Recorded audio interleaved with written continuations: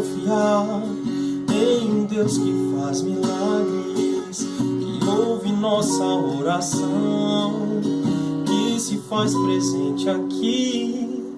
Um dia a gente aprende a dar um passo só de cada vez, mas sem duvidar,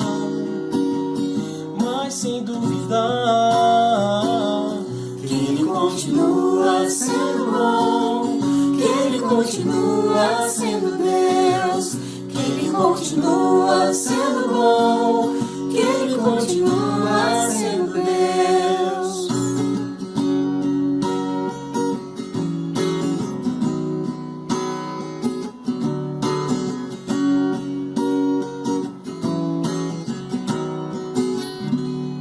Então chega o dia de viver tudo que se aprendeu e a enxergar até o que não se pode ver. Chega o dia de entender, até ouvir um não de Deus, mas sem duvidar,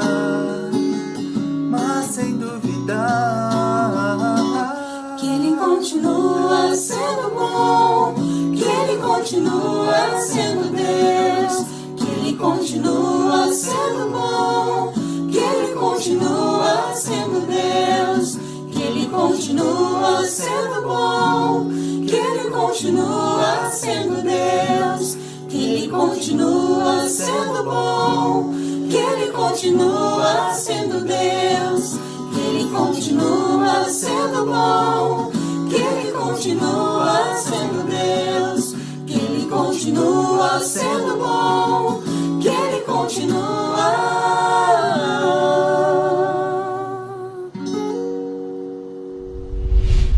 Boa noite, que a graça e a paz do nosso Senhor e Salvador Jesus Cristo estejam com todos. Estamos iniciando mais um culto que está sendo realizado pela Igreja Batista Nova Vida. Eu não sei como anda o seu coração nesse momento, talvez entristecido por tantas coisas que vem passando nesse confinamento. Eu creio que quando passarmos tudo isso e voltarmos à igreja, teremos grandes testemunhos a contar.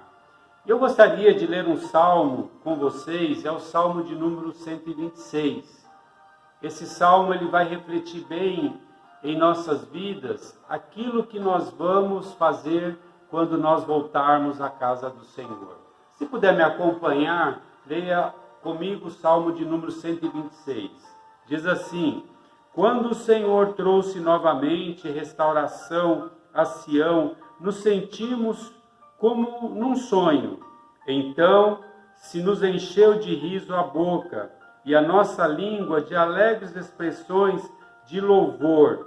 Até nas outras nações se comentava: o Eterno fez maravilhas por este povo. Sim, realizações grandiosas fez o Senhor por nós.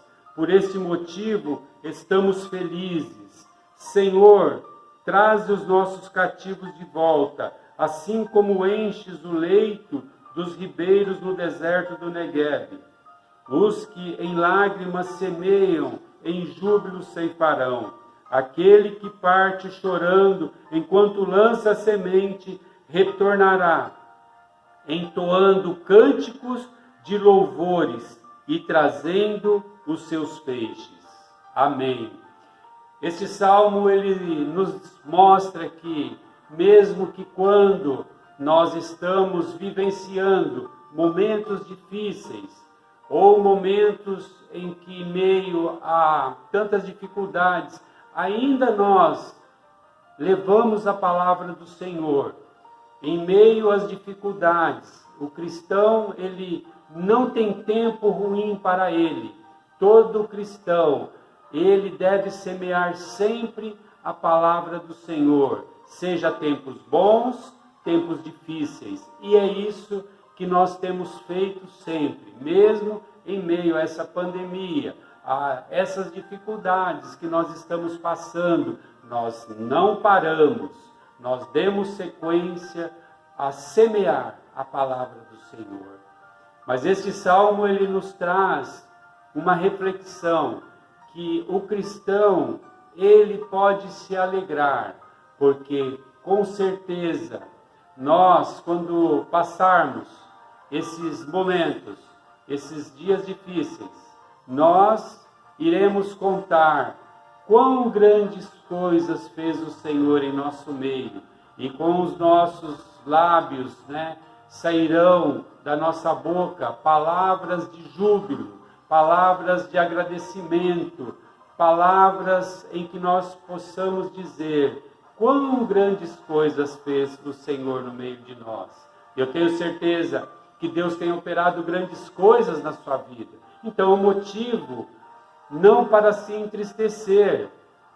Tudo isso vai passar, mas Deus, ele vai sempre prevalecer o mesmo, como ele vem de geração em geração, se preocupando com o povo dele, com o povo que dedica ali toda a sua vida a esse Deus que é o único Deus que pode mudar a minha e a sua história. Que você possa refletir, não se entristeça, vamos nos alegrar no Senhor, vamos cantar louvores, vamos honrar cada vez mais com os nossos lábios a esse Deus tão maravilhoso. Eu quero nesse momento fazer uma oração com você, uma oração onde nós nos regozijamos em ter um Deus que está sempre cuidando do seu povo. E esse Deus bondoso, maravilhoso, ele estará sempre nos ajudando em momentos de tribulação, estará nos ajudando em momentos de alegria, e ele estará sempre ao nosso lado. Vamos orar neste momento. Amado Pai, nós somos gratos, Senhor, porque o Senhor tem sempre algo de novo para as nossas vidas. O Senhor tem cuidado do seu povo, e nós agora, com os nossos lábios, nós somos agradecidos, Senhor, por tantas coisas que o Senhor tem feito em nosso meio.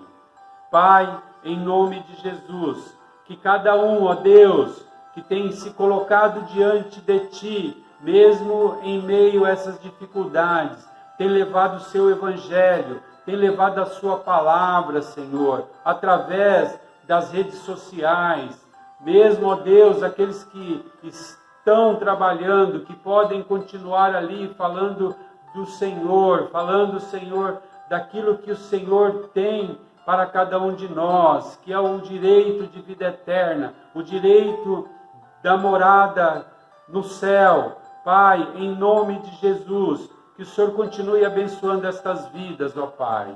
Continue fortalecendo a cada um e nos dando também, Senhor, cada dia mais força, perseverança, conhecimento, e colocando em nossos corações qual é a sua boa e perfeita vontade. Pai, obrigado, Senhor. Eu oro e te agradeço em nome de Jesus. Amém.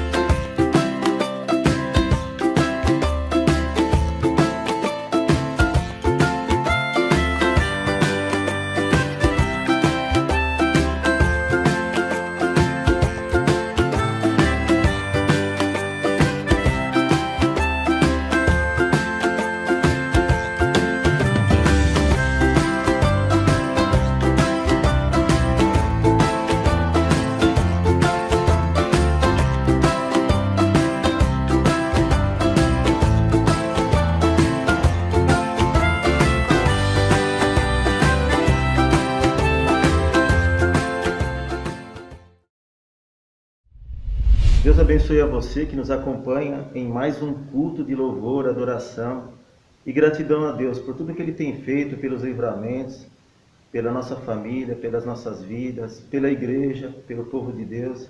Vamos estar orando, agradecendo a Deus por tudo. Antes, porém, gostaria de estar lendo um texto da segunda carta de Paulo aos Coríntios, no capítulo 9, verso 7.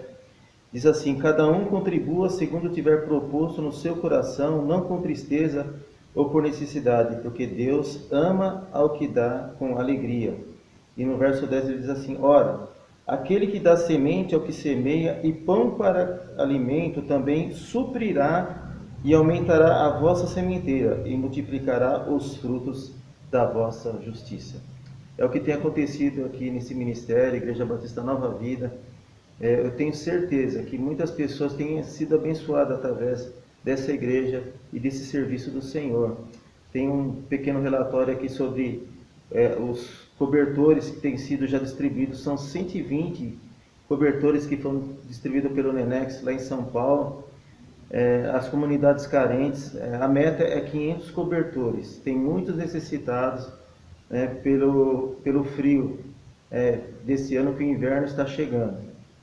E também todas as sextas-feiras a nossa irmã Silvana e mais uma equipe, para a glória do Senhor, tem feito feijoada, sopa, lanches, praticamente quase todas as sextas-feiras, através desse ministério para abençoar vidas carentes, também lá em São Paulo. E nós estamos na campanha Aquecendo Vidas, os cobertores, como eu já disse, a meta é 500 cobertores. Você é o nosso convidado para estar junto conosco nessa campanha, para abençoar e aquecer vidas não só fisicamente, mas espiritualmente também, com a palavra de Deus. É o que essa igreja, esse ministério tem feito. Então, vamos estar orando agora, agradecendo a Deus por tudo, por todas as coisas que Ele vai fazer, que Ele tem feito, e nós agradecemos a Deus por tudo e louvamos a Deus pela sua vida, que tem abençoado, tem participado, orado e contribuído nesse ministério para a glória do nosso Senhor e Salvador Jesus Cristo. Vamos orar. Graças te damos, Senhor, mais uma vez. Nunca é demais estarmos engrandecendo, exaltando o nome do Senhor, de todo o nosso coração, de toda a nossa alma, Senhor, de todo o nosso espírito, e também apresentando as nossas vidas diante do Senhor, as famílias, todos que têm nos acompanhado, Senhor, nesse serviço do Senhor, orando, participando, contribuindo, Senhor, de alguma forma, para que vidas, famílias sejam abençoadas nesses dias, Senhor, de isolamento social, de pandemia, de tribulações, de lutas. A Tua palavra diz que em todas as coisas nós somos mais do que vencedores por aquele que nos amou, aquele que nos ama, o nosso Senhor e Salvador Jesus Cristo. A Ele a honra, a glória, o louvor, a adoração, tudo que nós fazemos para a glória dEle, e o Senhor tem nos abençoado através da sua palavra. Obrigado por tudo. Continua conosco no decorrer dos cultos, e que o nome do Senhor seja glorificado cada dia mais nas nossas vidas. É o que nós já te pedimos, já te agradecemos, em nome de Jesus, em nome de Jesus. Amém. Deus abençoe a todos.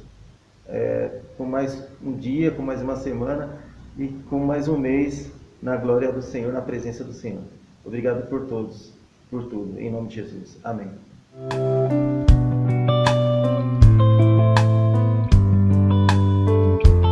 Oi gente, tudo bem? Meu nome é Samara, eu estou aqui para dar um rápido testemunho para vocês. Eu sou brasileira, mas há uns 6 anos eu me mudei para Londres. Eu passei grande parte da minha adolescência lá. Foi lá também que eu me aproximei, me aprofundei muito mais no meu relacionamento com Deus. Durante mais ou menos 16 anos, eu senti que Deus estava me chamando para trabalhar com missões. E naquele mesmo ano eu fiz minha primeira viagem missionária para a Bósnia. Foi algo assim que mudou a minha vida, mas que por conta dos estudos eu tive que deixar um pouco dessa chama de lado e focar nesses estudos. Ano passado, depois que eu terminei o colégio, eu vim pro Brasil, para Curitiba, fazer um treinamento missionário por alguns meses. E quando esses meses estavam acabando, eu comecei a orar e pedir a Deus para que Ele me desse um trabalho aqui no Brasil, para eu poder trabalhar e continuar aqui. Porque mesmo que minha família e minha vida tá na Inglaterra, eu tenho um amor e um carinho muito grande pelo Brasil.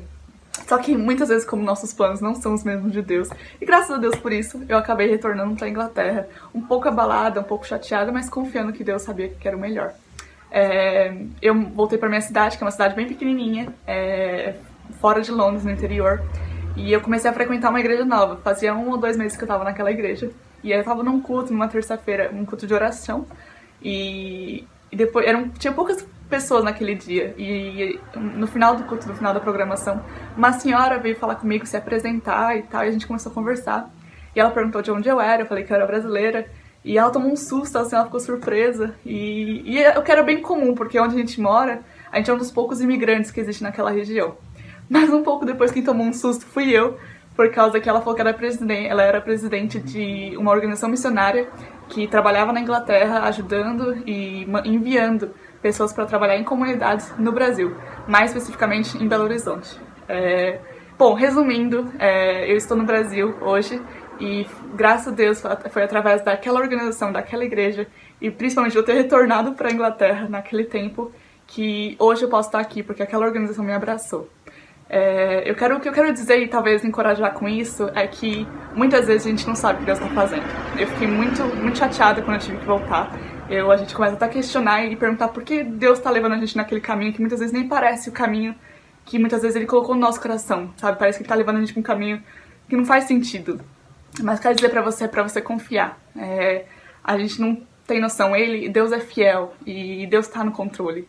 Então eu queria te encorajar a confiar e se entregar. Entrega esse volante na mão de quem realmente cuida e quem realmente pode te guiar, tá bom?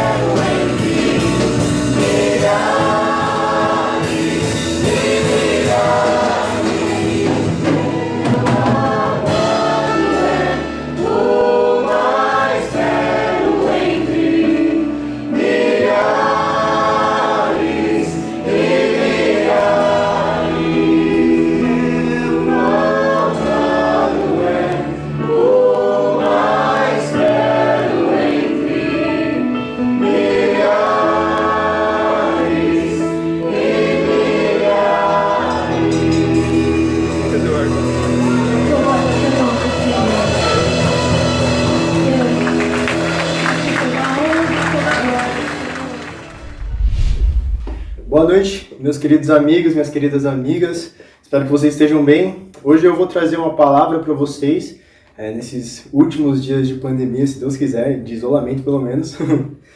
Eu queria trazer a atenção de vocês nessa noite, e a minha também, para que a gente possa entender o que Deus espera de posicionamento da nossa parte. Muitas vezes nós, homens, nós mulheres, nós erramos com Deus simplesmente porque nós não entendemos o que Ele quer fazer, como Ele quer fazer e quando Ele quer fazer.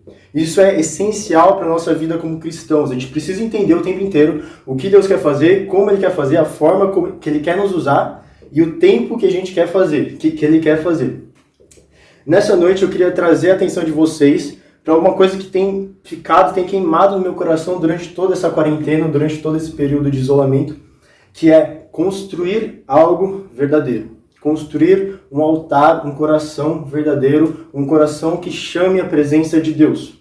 E é uma coisa que é muito importante a gente ter em mente, de que nesse período que a gente está vivendo, a gente precisa colocar nossos esforços nisso, para que a hora que a gente sair daqui, a hora que a gente ir para o mundo afora, voltar para a nossa vida, entre aspas, normal, não sei se vai ser normal, mas que a gente possa carregar alguma coisa que a gente construiu nesse momento. Carregar aquilo que a gente construiu nesse período.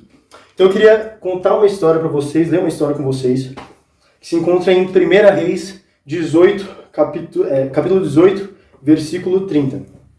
E tudo bem?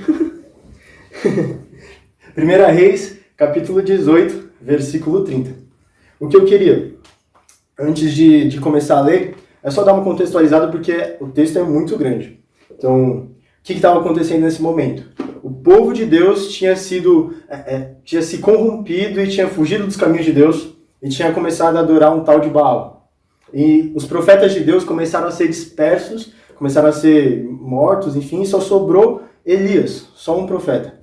E ele, no meio dessa perseguição toda, ele vai de encontro àqueles que estavam perseguindo ele e marca um racha, marca um X1, marca uma prova real, para ver quem era o Deus verdadeiro. E o povo de espectador naquele momento. Então o que eles fazem? Eles vão para um monte chamado Monte Carmelo, ele contra 950 profetas de Baal, e eles vão para aquele monte, e a regra do jogo é a seguinte: os dois tinham que construir, os dois grupos, o Elias e os caras, tinham que construir um altar cada um, e fazer um sacrifício, mas não atear fogo. Porque o altar que recebesse fogo do céu, caindo do céu, aquele seria o altar do Deus verdadeiro. Então eles colocam essa regra de jogo e eles deixam os caras começarem, eles ficam lá o dia inteiro, a manhã inteira, tentando, se cortando e fazendo as orações deles, as preces deles, e nada acontece. E aí, partindo desse ponto, eu quero ler a partir do versículo 30. Então Elias disse a todo o povo: aproximem-se de mim. E o povo se aproximou e Elias separou o altar do Senhor que estava em ruínas. Depois apanhou 12 pedras, uma para cada tribo dos descendentes de Jacó, a quem a palavra do Senhor tinha sido dirigida, dizendo-lhe: seu nome será Israel. Com as pedras construiu um altar em honra ao nome do Senhor e cavou ao redor do altar uma valeta, na qual poderiam ser semeadas 2 medidas de sementes. Então era uma baita de uma valeta. Depois arrumou a lenha, cortou o novilho em pedaços e o pôs sobre a lenha. Então disse: encham de água 4 jarras grandes e derramem-na sobre o holocausto com a lenha. Façam-no novamente, disse ele.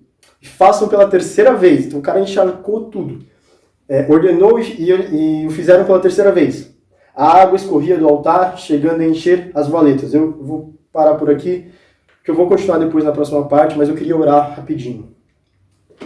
Deus, meu amigo, muito obrigado por essa noite. Obrigado pelos meus amigos que estão assistindo aqui. Eu te agradeço, cara, por essa palavra, que ela é tão viva, tão eficaz e tão verdadeira. Ela vem de encontro ao nosso coração, ela veio de encontro ao meu. Eu oro que essa palavra possa ir de encontro ao coração dos que estão me ouvindo.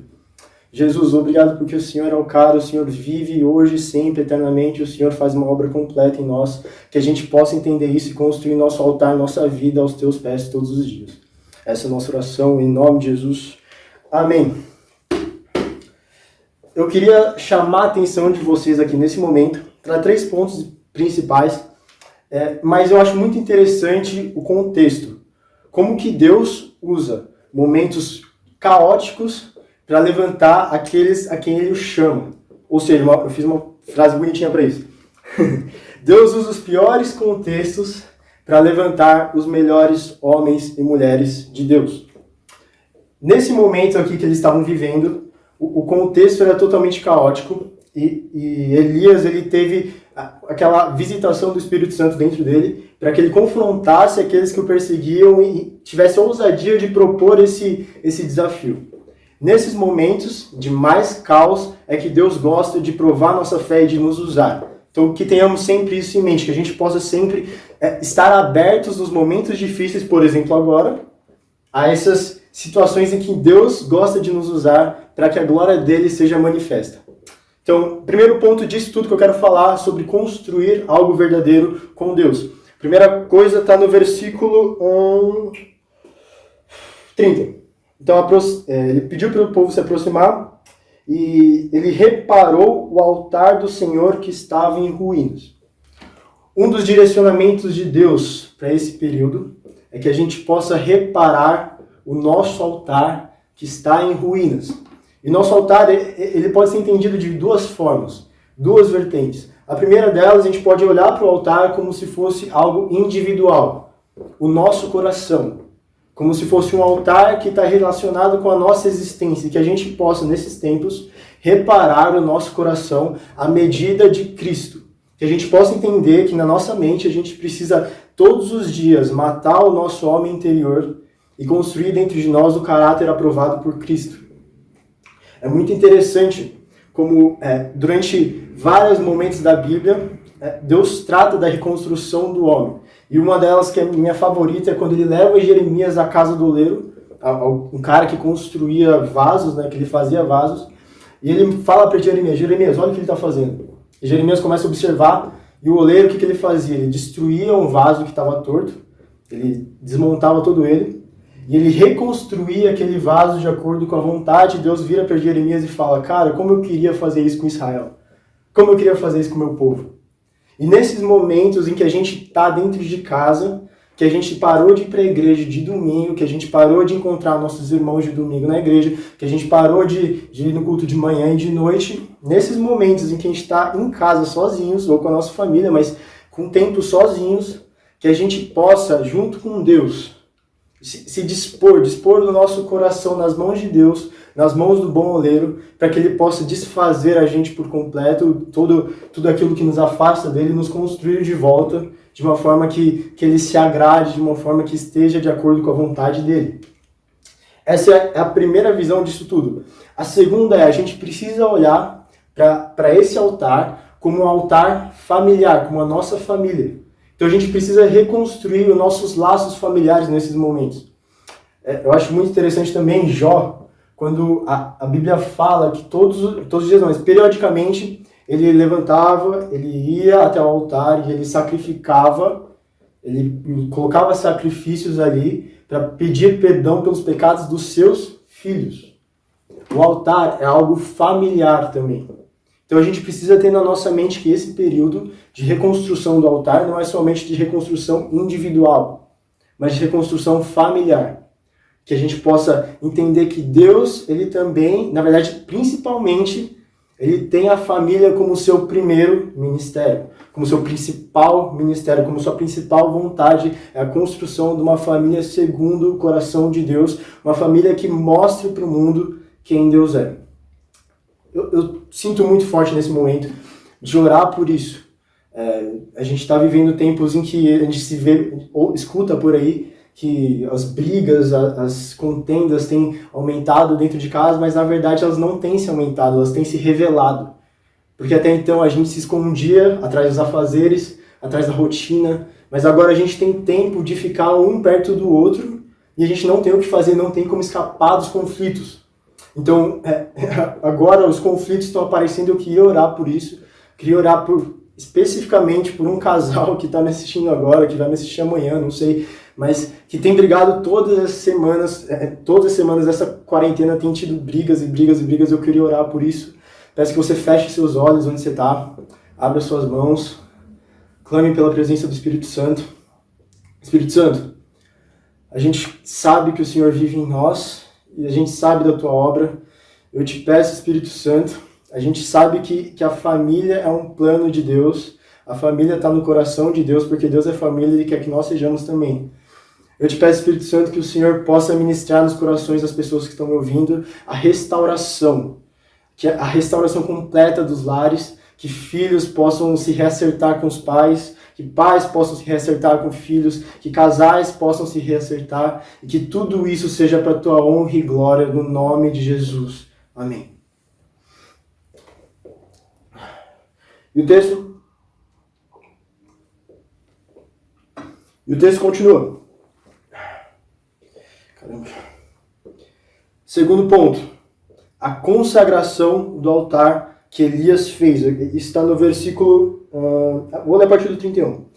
Depois ele apanhou 12 pedras, uma para cada tribo dos descendentes de Jacó, a quem a palavra do Senhor tinha sido dirigida, dizendo-lhe, seu nome será Israel. Com as pedras ele construiu um altar em honra ao nome do Senhor. Às vezes a gente acaba focando só na reconstrução, só no voltar para Deus, voltar para a vontade de Deus, mas a gente acaba esquecendo de consagrar aquilo que a gente tem nas mãos de Deus, e isso acaba nos trazendo de volta para o processo de reconstrução. Às vezes a gente não permanece na vontade de Deus porque a gente não consagra os nossos caminhos a Ele, porque a gente não entrega nossos caminhos ao Senhor e tudo mais Ele fará, como diz a Bíblia. Às vezes a gente esquece de que Deus ele se importa com a gente por completo, com todas as nossas áreas, seja a área financeira, seja a área emocional, seja a área ministerial, Ele se importa com a gente e Ele deseja estar no controle de todas as coisas, não porque Ele é controlador, mas porque Ele é amoroso, porque a gente precisa confiar que Ele sabe o que é melhor pra gente, não nós. Cara, muito melhor do que a gente botar nosso esforço naquilo que nós fazemos é confiar completamente nas mãos de um Deus que criou todas as coisas e que nos ama. E eu te peço nessa noite que você possa entender isso, que você possa colocar e depositar toda a sua confiança, todo o seu caminho, todo o seu altar, seu coração, sua família nas mãos do Deus Todo-Poderoso. Porque essa é a única forma de nós conseguirmos viver não somente a reconstrução, mas permanecermos na forma como Deus quer que nós permaneçamos. A terceira coisa que eu quero agora voltar para o texto e ler a parte que eu não li, mas eu queria falar um pouquinho agora no terceiro ponto sobre o fogo de Deus que desceu sobre o altar. A disputa era clara. 2 altares, o que recebesse o fogo de Deus seria o altar do Deus verdadeiro. E aí, a partir do versículo 36 aqui. À hora do sacrifício, o profeta Elias colocou-se à frente do altar e orou. Ó Senhor, Deus de Abraão, Deus de Isaque e de Israel, que hoje fique conhecido que Tu és Deus em Israel e que eu sou Teu servo e que fiz todas essas coisas por ordem Sua. Responde-me, ó Senhor, responde-me para que esse povo saiba que Tu, ó Senhor, és Deus e que fazes o coração deles voltar para Ti. Então o fogo do Senhor caiu e queimou completamente o holocausto, a lenha, as pedras e o chão, e também secou totalmente a água na valeta. Quando o povo viu isso, todos caíram prostrados e gritaram, ó, o Senhor é Deus, o Senhor é Deus. Cara, esse altar não era um altar qualquer. Elias construiu um altar com 12 pedras para representar as 12 tribos de Israel. Os 12 firmamentos do altar eram as 12 tribos de Israel. E não contente com isso, ele pede para encherem 4 baldes de água e jogam uma vez sobre o altar. Daí ele fala, faz de novo. Jogam mais 4 baldes, vai fazendo a conta. E ele fala, faz de novo pela terceira vez e jogam mais 4. Quantos baldes deram? 12. A coincidência? Eu acho que não. Por quê?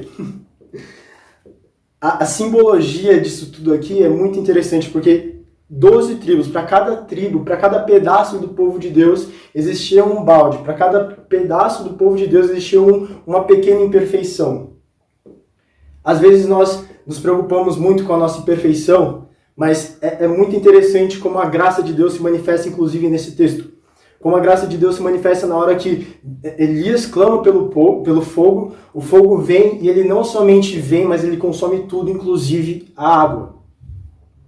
E onde eu quero chegar com isso, irmãos? Nós precisamos construir um altar verdadeiro que chame a presença de Deus, que chame o fogo de Deus, que o fogo de Deus nada mais é do que o Espírito Santo vivendo dentro de nós. Como Joel profetizou no seu livro, ele dizia, nos últimos dias, o Espírito seria derramado sobre toda a carne, sobre todos nós. Então, nós precisamos construir um altar que tenha esse Espírito derramado sobre nós, porque até as nossas imperfeições são consumidas. Até aquilo que não nos impediria de ter o fogo em nós é consumido. E eu acho muito interessante também que na Bíblia, durante todas as vezes que a gente vê algo cinematográfico, algo sobrenatural acontecendo, alguém teve que tomar um passo de fé natural. Nesse caso, o que aconteceu? Não seria tão sobrenatural assim se o altar não estivesse encharcado. Se Elias não tivesse pedido para derrubar 12 baldes de água e encharcasse todo o altar para que depois o fogo caísse. Não seria tão sobrenatural assim um altar seco. Mas mesmo com o altar molhado, com lenha molhada, o fogo de Deus veio e consumiu tudo porque não dependia do altar, mas dependia do fogo. Então qual foi o passo natural de Elias? Foi simplesmente jogar água. Jogar algo natural.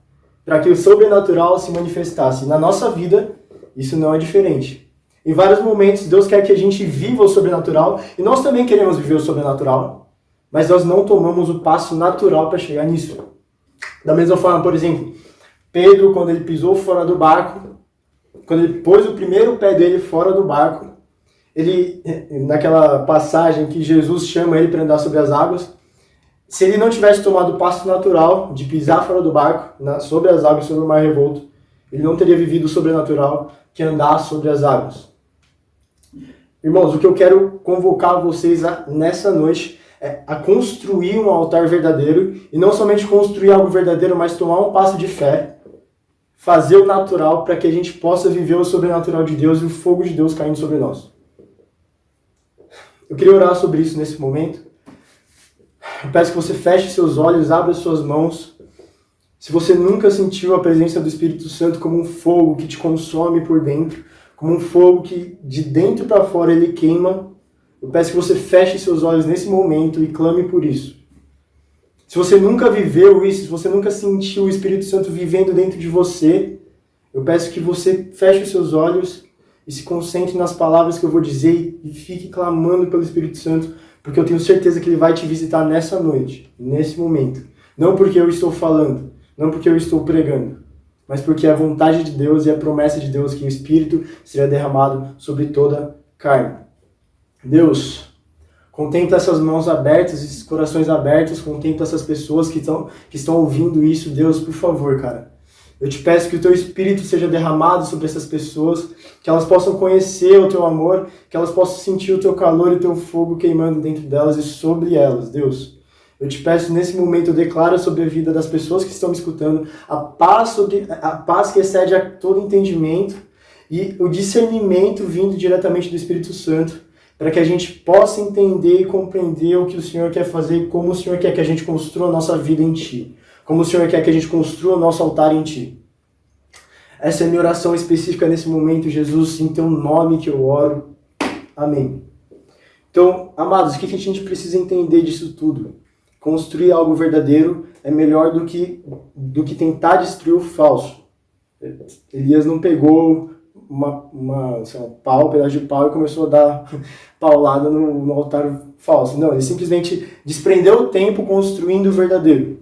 Que a gente possa, nesses últimos dias de isolamento, eu creio que sejam os últimos, mas que a gente possa, durante toda a nossa vida, ter a mentalidade de que a gente precisa todos os dias construir e alimentar a chama de um altar verdadeiro. Construir um altar que chame a presença de Deus, o fogo que consome tudo, inclusive as nossas imperfeições.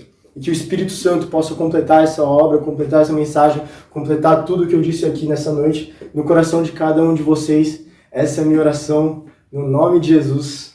Amém.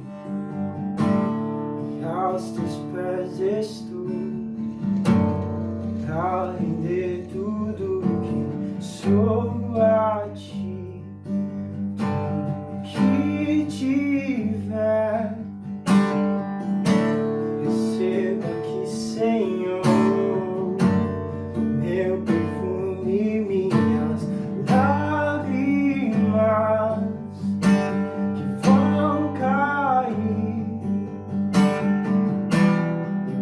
basta um olhar do seu rosto e eu fui perdoado logo que te vi. De todos os meus tesouros eu vou derramar diante de ti. Eu quebro meu vaso, eu quebro meu vaso aos teus pés do meu amado. Eu quebro meu vaso, eu quebro meu vaso aos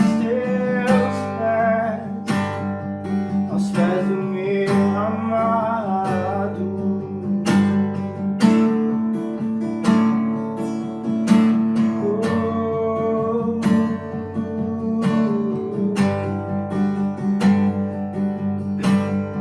E não importa o preço, e não importa o preço do perfume derramado, tua presença vale mais, Jesus. Tua presença vale mais. E não importa o preço do perfume derramado, tua presença vale mais. Tua presença vale mais. E não importa o preço do perfume derramado, tua presença vale mais. Tua presença vale mais. E não importa o preço do perfume derramado, tua presença vale mais.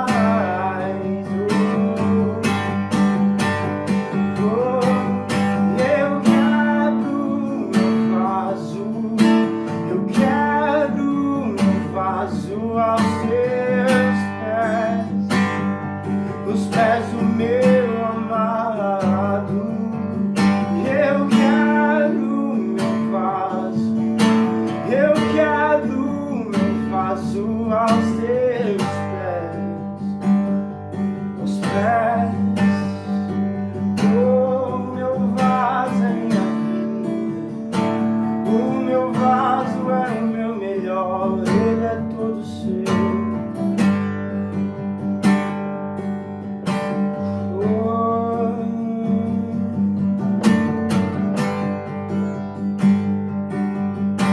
E eu não tenho para onde ir, estou tão preso a ti. E eu não tenho para onde ir, oh, estou tão preso a ti. E eu não tenho para onde ir, oh, estou tão preso a ti.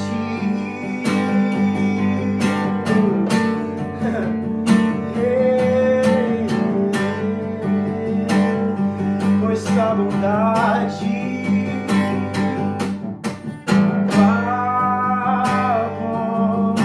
vontade me encontra,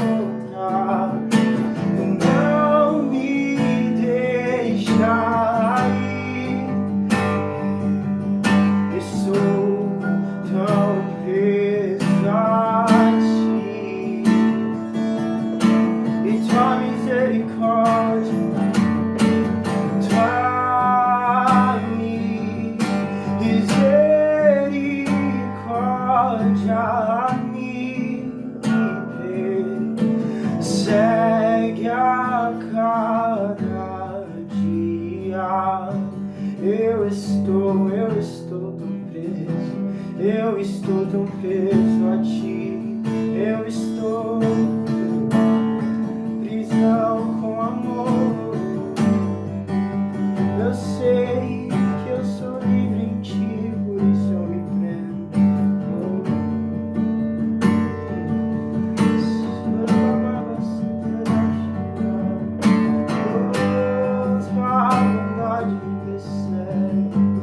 tua bondade me encontre, tua bondade me